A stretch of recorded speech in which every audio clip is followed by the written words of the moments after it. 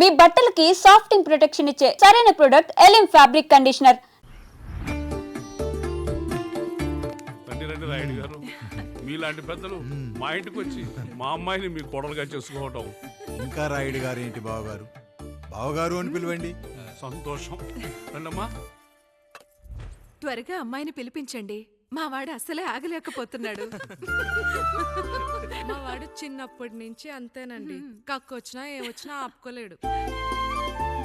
త్వరగా మీ అమ్మాయిని పిలిపిస్తే ఆ కళ్యాణం ఏదో చేసేద్దాం. అమ్మా జయమాలిని, అమ్మాయిని చూసురా.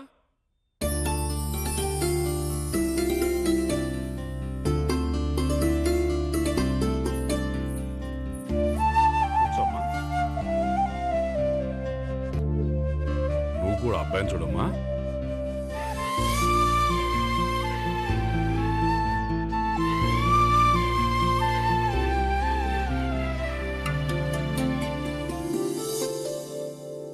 అమ్మాయిని చెప్పుకోవడం కాదు కానీ అసలు ఈ కాలపిల్ల కాదు బావగారు. రాత్రంతా బయట తిరిగినా కోడి కుయ్యకు ముందు ఇంటికి వచ్చేస్తుందండి. మళ్ళా ఊరంతా నిద్రలేగిస్తే తప్పుగా అనుకుంటారు కదా. తను తిరిగే స్నేహితుల్లో పచ్చి తాగుబోతులు తిరుగుబోతులు ఉన్నారు. కానీ ఆ విషయాన్ని తన మనసులోనే పెట్టుకుంటుంది కానీ స్నేహితుల గురించి ఎప్పుడూ చెడుగా చెప్పింది లేదు బావగారు. దీని చిన్నప్పుడే నా భార్య కారు డ్రైవర్తో కలిసి పక్క సందులోనే కూరగాయల మార్కెట్కి వెళ్ళి తప్పిపోయారు. అప్పటి నుంచి ఎంత వెతికించినా మా డ్రైవరు కనపడలేదు, నా భార్య దొరకలేదు.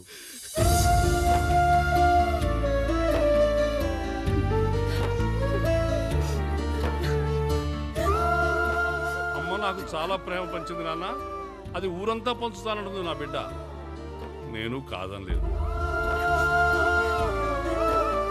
అలాంటి నా కూతురు ఇవాళ మీ కోడలవటం నిజంగా నా అదృష్టం బావగారు. ఈ రోజు నుంచి మీ అమ్మాయి మా ఇంటి బిడ్డ. అమ్మాయి నచ్చిందా బాబు? నచ్చిందా?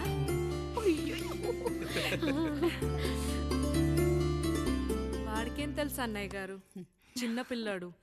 ఇప్పటికీ ఆకుని చెవులో పువ్వుని నోట్లో పెట్టుకొని తిరుగుతూ ఉంటాడు.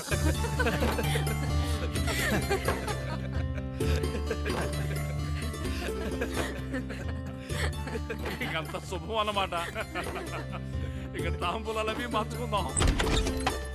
ఒక నిమిషం ఆగి, నేను చెప్పేది ఒకసారి నా మాట క్షణం కూడా ఉండను. ప్లీజ్. అమ్మా శారదా, పెద్దవాళ్ళు వచ్చారమ్మా, మనల్ని చూస్తున్నారు. అమ్మాయికి పెళ్లి చూపురమ్మా. ఈ టైంలో నువ్వు ఇలా అలర్ట్ చేస్తే దాని జీవితం నాశనం అవుతుంది తల్లి. లోపలికి వెళ్ళు, తర్వాత మాట్లాడదాం. ఇక్కడ మీ కోడలు కాపురం కాలిపోతుంటే మీరు ఆ మంటల్లో మీ కూతురు పెళ్లికి కాఫీలు పెట్టిస్తున్నారా? ఈ ఇంట్లో నేను ఇంకొక క్షణం కూడా ఉండను. ఒక్క నిమిషం తల్లి, అసలేం జరిగిందో నాకు చెప్పమ్మా. ఈయన మంచోడని 6 నెలల క్రితం నాకు పెళ్లి చేశారు. మొదట్లో బాగానే ఉన్నాడు, ఆ తర్వాత ఒక రోజు మందు కొట్టాడు. పోనీ తాగింది దిగాక మంచోడుగా ఉంటాడు అనుకుంటే ఈ మధ్య చెడు తిరుగుళ్ళు తిరుగుతున్నాడు. ఊరవతల చిన్నిళ్ళు కూడా పెట్టేశాడు. మీరే చెప్పండి రాయుడు గారు, ఈ ఇంట్లో నేను ఉండాలా, వెళ్ళిపోవాలా, ఈయన్ని వదిలేయాలా, అక్కర్లేదా? వదిలేయాలమ్మా. వదిలేయాల్సింది నీ భర్తను కాదు, అతనిలోని లోపాలు. ఆశ్చర్యపోతున్నావు కదూ? ఒక మగాడి బాధ సాటి మగాడిగా నేను చెప్తానమ్మా. ఆడదాని ప్రేమ వెలిగించిన అగరొత్తి లాంటిది. ఒకడు వెలిగించగానే కొన్ని గంటల్లో బూడిదైపోతుంది. కానీ మగాడి ప్రేమ దీపం లాంటిది. తను కాలుతూ కూడా నలుగురిని వెలిగించుకుంటాడు. ఆ వెలుగులో ఆనందాన్ని వెతుక్కుంటాడు. చూడమ్మా శారద, నువ్వు కాకిలోని నలుపును చూస్తున్నావు, నేను దాని రెట్టలో తెలుపును చూస్తున్నాను. మొగడు మందు కొట్టొస్తే నిన్ను కొట్టలేదని సంతోషపడాలి గాని బాధపడకూడదమ్మా. ఇక చిన్నిల్లు సంగతి అంటావా? రుచిగా ఉందని లొట్టలేసుకుంటూ సగం తిన్న బిర్యానీలో కుక్క మూతి పెట్టిందని తెలిసాక దాన్ని పారేసుకుని ఆకలిని చంపుకోవడం కంటే నాకింది మనింటి కుక్కే కదా దాని మూతిపళ్ళు రాలగొట్టి ఇంట్లో కట్టేయాలి. నీ భర్త కూడా అలాంటి కుక్కలాంటి వాడేనమ్మా.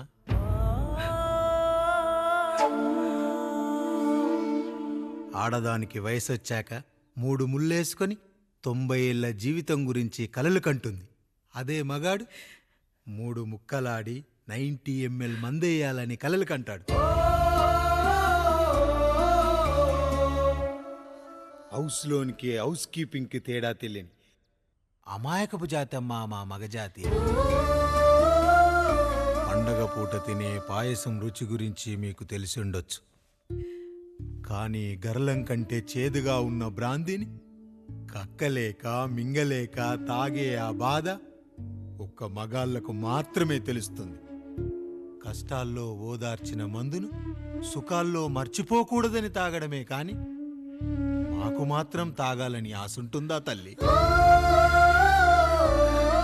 చివరిగా ఒక్క మాట, కష్టాలు పొంగల్లో మిరియాల్లా మనకే వస్తాయి, కానీ సంతోషాలు ఉప్మాలో జీడిపప్పులా పక్కనోడుతో ఉంటాయి. ఎదుటివాడి ఉప్మాలో కూడా పనికిరాని కరివేపాకుంటుందని సర్దుకుపోవడమే జీవితమమ్మా. రాయుడు గారు, నన్ను క్షమించండి. రాయుడు గారు, నన్ను క్షమించండి. నా తప్పు నేను తెలుసుకున్నాను. ఈ రోజు నా 2 బిడ్డల జీవితాన్ని కాపాడారు రాయుడు గారు. ఈ శుభ కార్యక్రమాన్ని కూడా మీరే జరిపించండి. తప్పకుండా.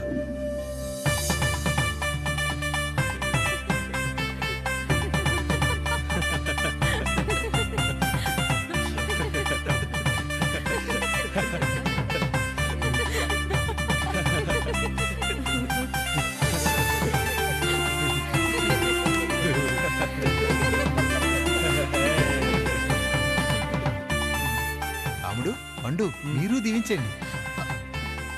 మేము దీవించండి.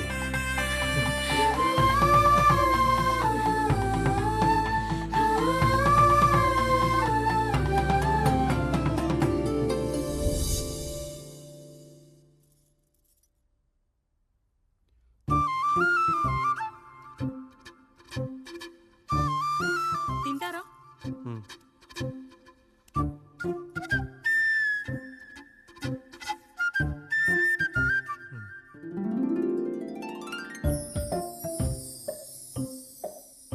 ఫస్ట్ టైమా? అవును, మీకెలా తెలిసిపోయిందండి? అంటే మా బామ్మ చెప్పింది. శోభనం గదిలో అనుభవం మగాడైతే మామిడిపండు పిసుక్కొని తింటాడు, అదే లేనివాడైతే మీలా ఇలా అరటిపండు ఓపిగ్గా ఒలుచుకొని తింటాడు అని.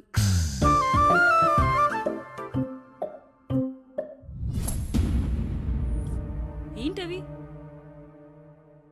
అవేంటో తెలీదా? ఫ్రెండ్స్కి పెళ్ళని చెప్తే హ్యాపీ బర్త్డే అనుకొని బెలూన్స్ ఇచ్చారు. ఫీల్ అవుతారు కదా అని 4 అక్కడ కట్టాను.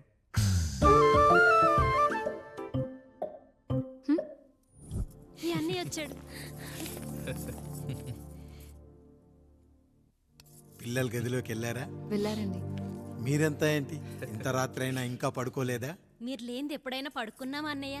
అందరం కలిసే కదా పడుకునేది మావయ్య. సరే సరే, అందరం పెద్దోడి గదిలో పడుకుందాం. ఈ రోజు వాడి శోభనం కదా, అసలే కొత్త. పక్కనుంటే ధైర్యంగా ఉంటుంది. పక్క నుండి దగ్గరుండి జరిపిద్దాం. పదండి.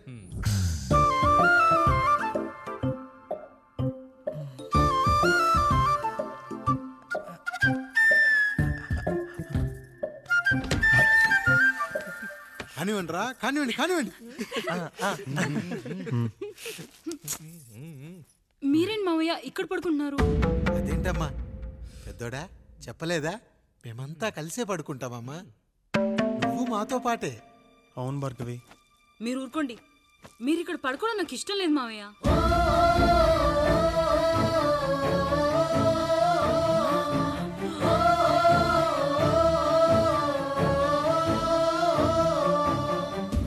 అదేంటమ్మా అలా అంటావు?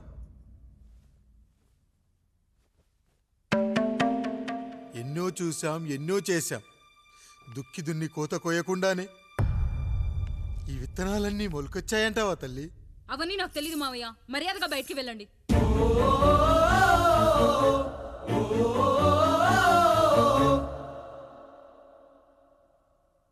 కనీసం ఆ మూలనైనా పడుకుంటామమ్మా.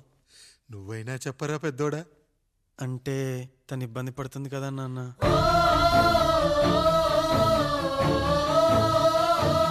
నువ్వు కూడా ఏంట్రా? పిల్లలేదో ఆశపడుతున్నారమ్మా, ఒక్కసారి ఆలోచించమ్మా. మామయ్య మీరు బయటికి వెళ్తే మేము తలుపులేస్తాం.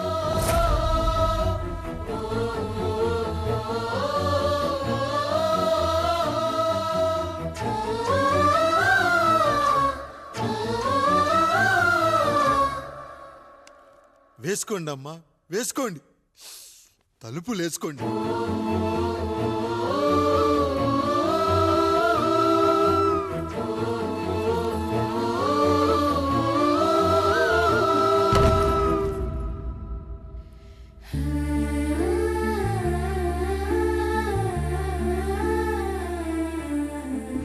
రాయుడు, బిడ్డలు జాగ్రత్త. ఈ రోజు నుంచి వీళ్ళంతా నీ తమ్ముళ్ళు చెల్లెళ్ళు కాదు, నీ బిడ్డలు.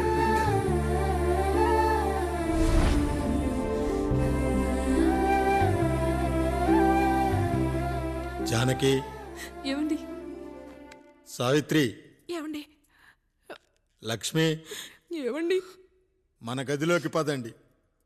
ఇక నుంచి ఎవరి పిల్లలతో వాళ్ళ గదిలోనే పడుకోవాలి. ఇది ఈ రోజు నుంచి ఈ వంశానికి రాస్తున్న కొత్త శాసనం. అయ్యా అలా అరకండి అయ్యా, మీరు లేకుండా మేము ఎప్పుడైనా విడిగా పడుకున్నాము. అంతా కలిసే కదయ్యా పంచుకున్నాం. వెళ్ళరా వెళ్ళు, నీకు భార్య ఉంది, నీకు పడగది ఉంది. వేసుకోండిరా, మీరు వేసుకోండి, తలుపులు వేసుకోండి. మీరు కూడా ఏంటండి పిల్లలేదు? నర్మయ్, చిన్న పిల్లల వాళ్ళని ఉయ్యాల్లో ఆడించేటప్పుడు పక్కనే ఈ నాన్న కావాలి, బడికెళ్ళేటప్పుడు పక్కనే ఈ నాన్న కావాలి, గుడికెళ్ళేటప్పుడు కూడా పక్కనే ఈ నాన్న కావాలి. కానీ శోభనం గదిలో మాత్రం పక్కనే ఉంటానంటే బరువయ్యాను జానకి, బరువయ్యాను.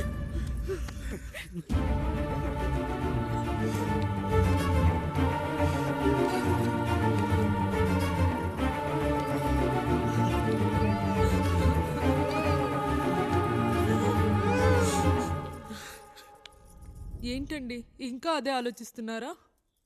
ఎలా మర్చిపోగలను లక్ష్మి? జరిగింది ఏదో జరిగిపోయింది, మీరు బాధపడకండి. ఎంత మాట అన్నాడో చూసావా? నా భార్య ఇబ్బంది పడుతుంది, బయటికెళ్ళండి నాన్న అన్నాడు.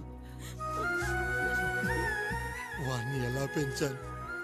చదువుకుంటే పై చదువులకు వాడు వేరే ఊరు వెళ్లాల్సి వస్తుందని చదివే మాన్పించేశాను. జ్వరం వస్తే ఆ మాత్రలు చేదుగా ఉంటాయని నేనే మింగాను. నోరు తెరిచి అమ్మ కావాలన్నప్పుడల్లా ఎంతమంది అమ్మల్ని ఇచ్చాను. నాన్న అన్న ప్రతిసారి నాన్నల్ని ఇవ్వలేకపోయానని వాడికి నా మీద కోపమో ఏమో జానకి. నిజమేనండి, మనమంతా ఇలా లేమే. మన కుటుంబానికి దిష్టి తగిలింది. మా నాన్న మరణంతో ఆస్తిపోయి తమ్ముళ్ళతో నడి రోడ్డున పడ్డప్పుడు ఇలాంటి కష్టాన్ని మొదటిసారి అనుభవించాను.